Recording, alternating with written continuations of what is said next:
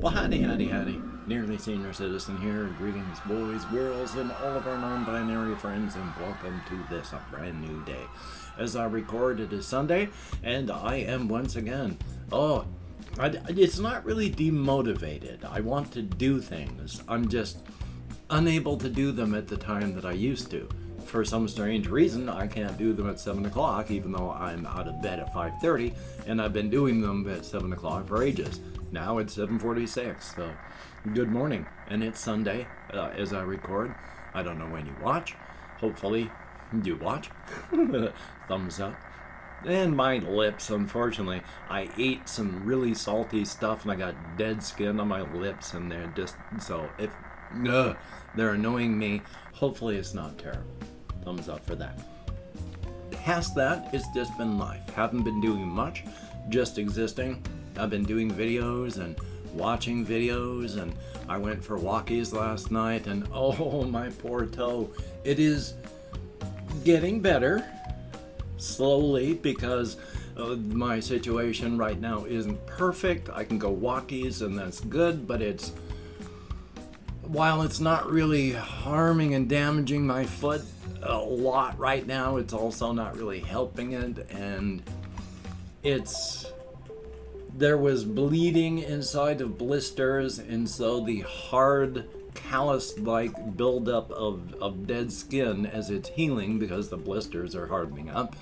You know, they've got these dark reddish black areas in them, and it would seem scary, except I know it's blood. And if you touch all those parts of my toe where it's healing, it's just solid dead skin. So yay, healing up underneath. And little Ghost is awake. He's drinking water. Again, I would pick him up and show him off, but he's really thirsty right now, and I don't want to stop him from drinking. And as soon as he's done drinking, he's going to rush back off into his nest, and then he's going to go back to sleep because he's sleepy. He just woke up to get a drink. So if you heard his little water bottle, that was him. He's still alive, and if he's ever awake and not just immediately doing something like drinking, I'm going to grab it. Like if he comes over here and just looks around, like he's kind of doing it right now. Just one moment. You little guy. My Ghost. Yay. Come on, little guy. Now I pick him up. And here's my hamster, little Ghost. He's with his anti-camera gyroscope. He's a sweetie. But he's active and he does stuff, but he's a hamster. And so he sleeps during the daytime. Well, and during the nighttime too. They are nocturnal, but they're mostly active during, dawn and dusk. But he's a sweetie and he always does stuff. So, he's alive and healthy and happy. I'm going to put him back in his cage so we can go back to bed. Into his home. Here we go, little guy. He's a sweetheart. I love him a lot. I love all my animals whenever I have them.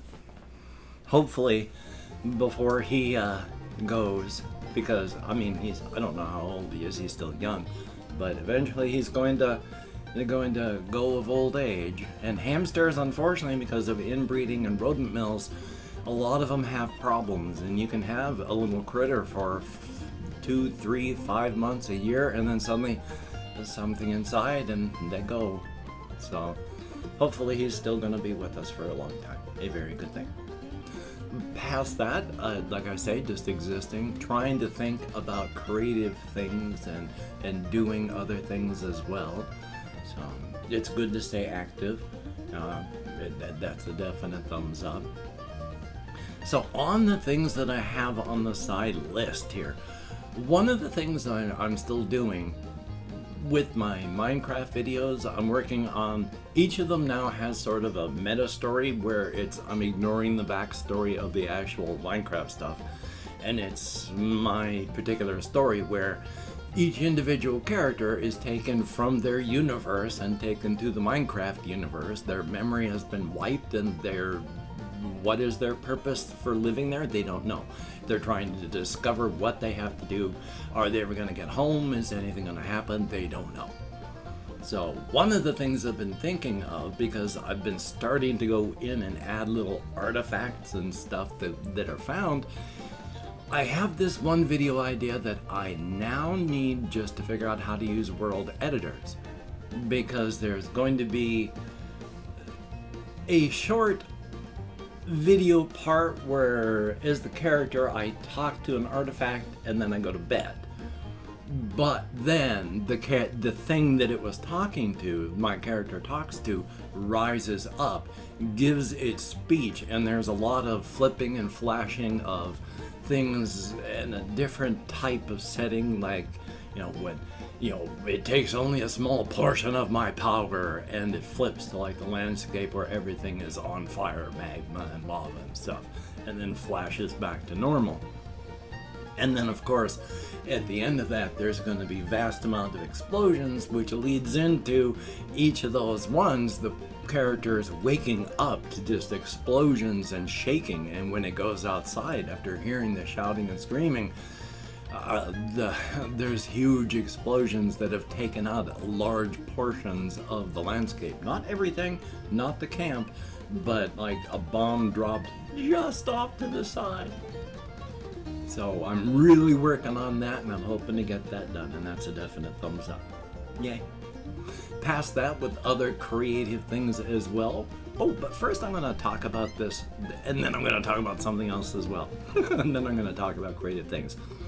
I had talked about Mama Spider up here. I can't remember because I still get all mixed up with the passage of time in my head. I think the last thing I mentioned with her was she had her egg sac back there. It might have been last night. I went to go check on her and see how she was doing, and her egg sac had largely hatched. There's all sorts of tiny little babies up there. Yay! I actually think that's cool. I really like it. I don't know how they're doing. I don't know if any are going to survive. So here's hoping. As I've mentioned, I like spiders, but I've been arachnophobic most of my life, and for whatever reason, I don't know why or how, just the arachnophobia went like that, gone, about 2 years back now. And I have been deeply arachnophobic my whole life, and now when I see spiders and stuff like that, if it's not like right in my face, because I'm still a human being, I still have the, primitive fear of creepy crawlies.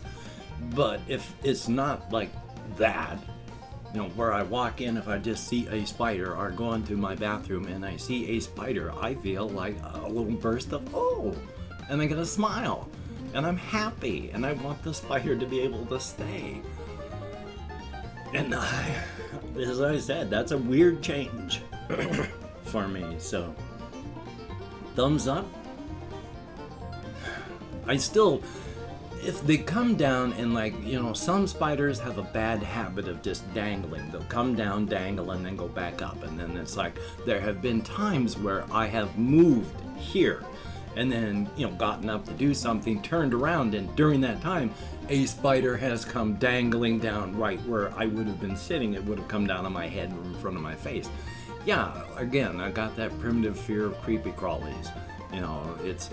That's from thousands upon thousands of years of all of our background, our ancestors knowing, you don't get rid of something like that and it bites you when you die.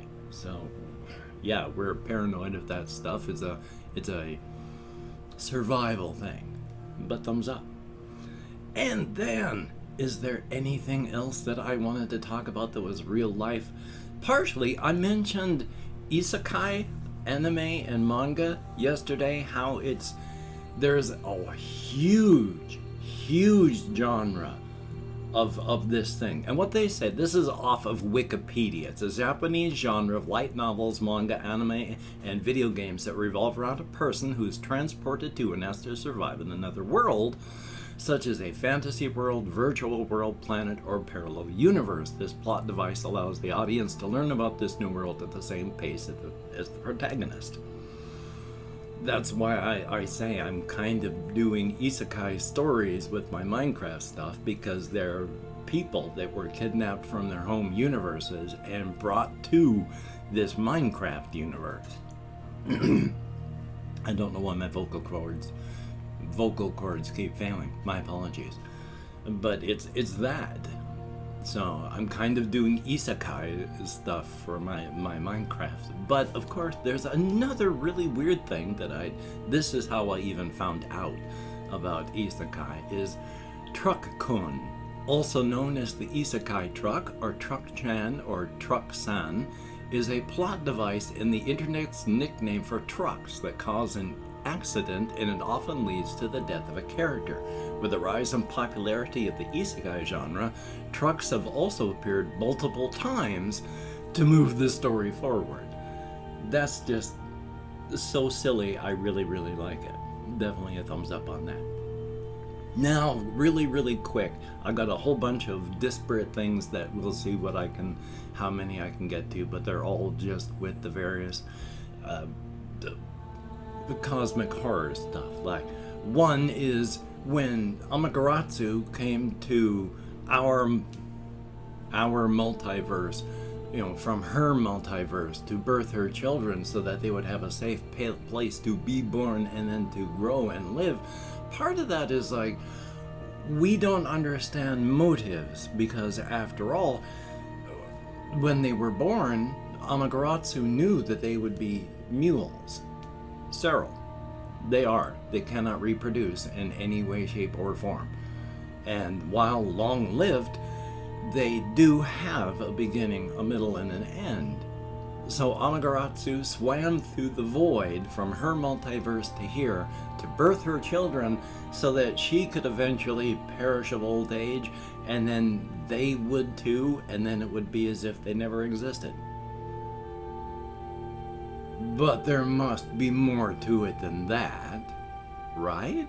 I mean, we're very, very limited creatures with our understanding, so maybe there's more? I don't know.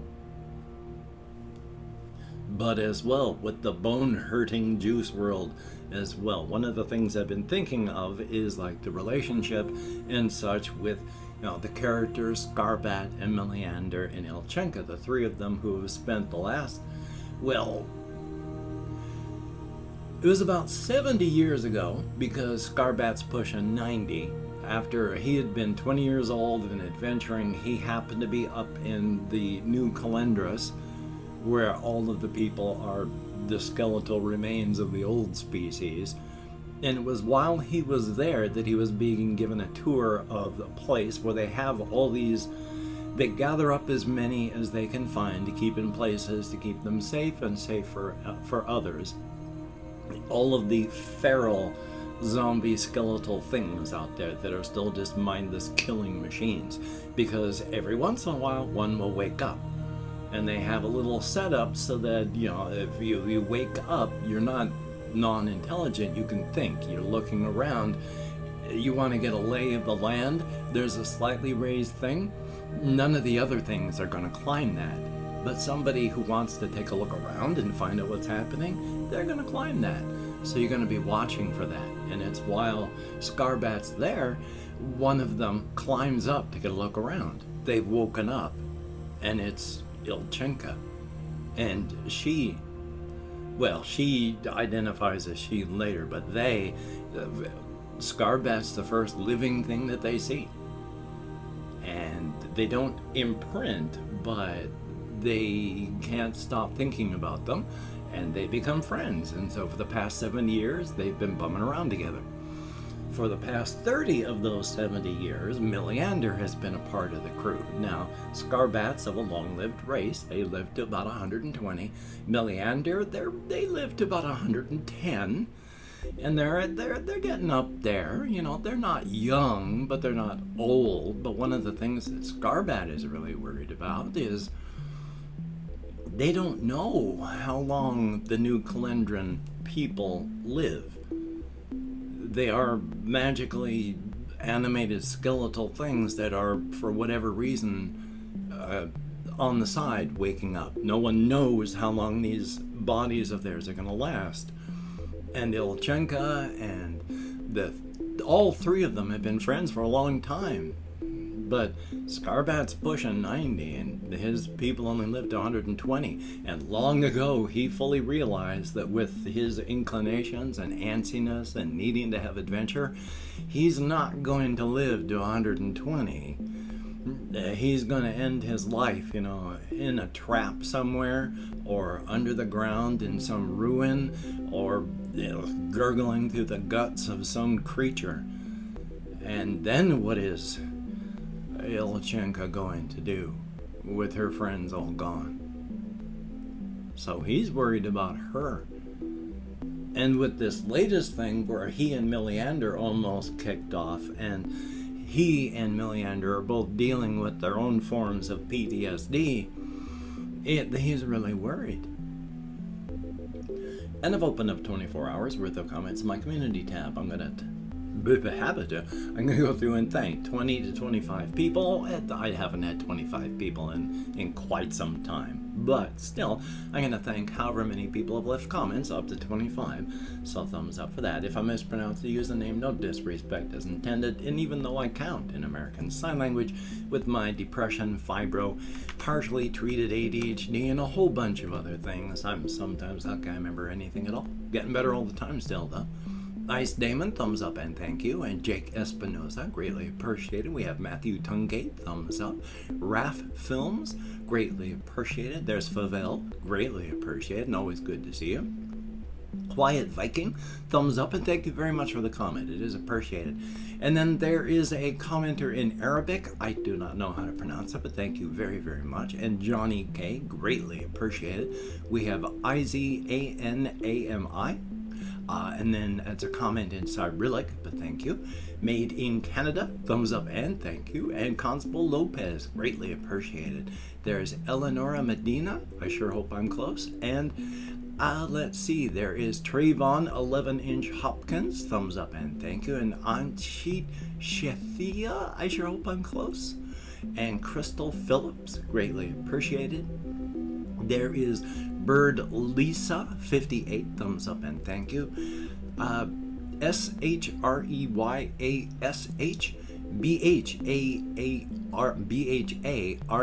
BHARDWAJ, thumbs up and thank you very, very much. I'm sorry I can't pronounce that.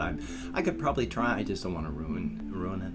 And then there's Paulina Counterman, thumbs up and thank you. Greatly appreciated, each and every one of you. You get me out of my head and into the world and dealing with real people. Thumbs up and thank you so very much. It is appreciated.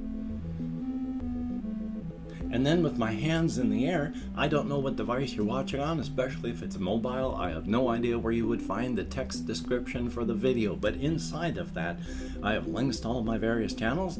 Also, as well, there are links to Twitter, Facebook, Patreon.com, and if you could become a Patreon.com patron, like one of these beautiful and awesome people, that would be beautiful and awesome. And if you'd like to help me out without sending money through the patronage, I do have a link to a PayPal, and that would be cool. And if you'd like to help me out without sending money, I keep forgetting to do it. Hopefully, I have updated my Amazon wish list link to have more cat food on it. If you could check it out, that would be very cool. Do not feel obligated. I do not feel entitled. And if you cannot donate or you simply do not donate, I take all good wishes. And then I choke on my own saliva, caught myself just in time, and I deposit them in the bank of my heart, where I draw interest, so thank you very much. And if you could toss me a like, I appreciate all the positive validation I get for my existence, the definite thumbs up, and of course, wherever the subscription button is, if you could hit the notification bell in it, that would be very cool. Definitely a thumbs up. My housemates are up. I can hear them hacking and coughing and yakking outside, so if you can too, then good hearing. Thumbs up for that. Well, today is another slow day. I just have things to edit, a lot of them. So, thumbs up. Gotta stay busy. Gotta take a shower. Gonna take a lot of things. Yeah, gonna take a bank robbery. No, I gotta do a lot of stuff. So, I'm gonna be busy, and that's a good thing. So hopefully you are pleasantly busy as well. And as well, with the Covfefe bug still raging around the world, of course I'm still gonna hammer on about this. Please try to stay away from large groups of people. If you can't, please wear a mask, wash your hands, maintain your social distancing, try not to touch your face, If you can, get vaxxed. Get a booster when it's available. Oy vey. Oy vey. So, until we meet again, you take care. Have a great day today. I will see you on the flip side, and that is, quite frankly, a very good thing.